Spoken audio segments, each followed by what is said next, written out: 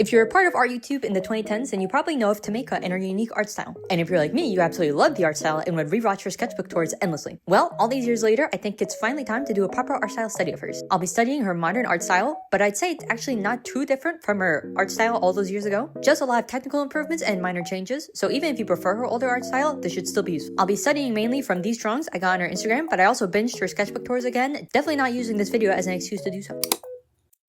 As always, it's good to know your primary goal when doing an art study. So in my case, I really like how she draws her eyes, her ears, and her line art. So I'll be focusing on that primarily in my studies on top of everything else.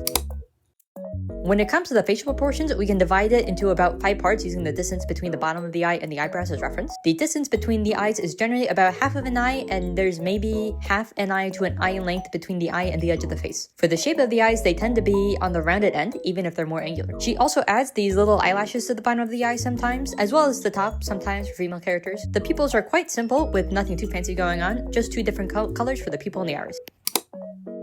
I think their line art is a really key part of their art style, as I think it somehow manages to be both hard and soft at the same time. They use Procreate on the iPad and use the hard airbrush for literally everything, line art and rendering. Honestly, I love this because I'm also lazy, so being able to use one brush for everything is pretty nice. I'd call her line art mainly clean, not super duper clean, but not super duper messy either. Clean with a little bit of shakiness here and there. She does add line weight to her line art in 2 ways. One way is by using a smaller brush size for smaller details, and the other is by making the line art thicker or even kind of coloring in corners where shadows would be, like where a jacket overlaps a shirt. Basically, it helps add depth. The most interesting part I noticed was that they also draw a line where the shadow would end. So usually, when you go to add a shadow during the rendering phase, it's common to either not do anything else or add a terminator line, which is just basically creating a line where the shadow ends to create a transition. Most of the time, this line is a colored line, so for skin tones, it might be orange and set to something like an overlay layer. But in her case, she doesn't use a color, she basically just makes it a part of the line art. It kind of creates like a different type of effect for the final piece, and honestly, I think it's actually pretty neat.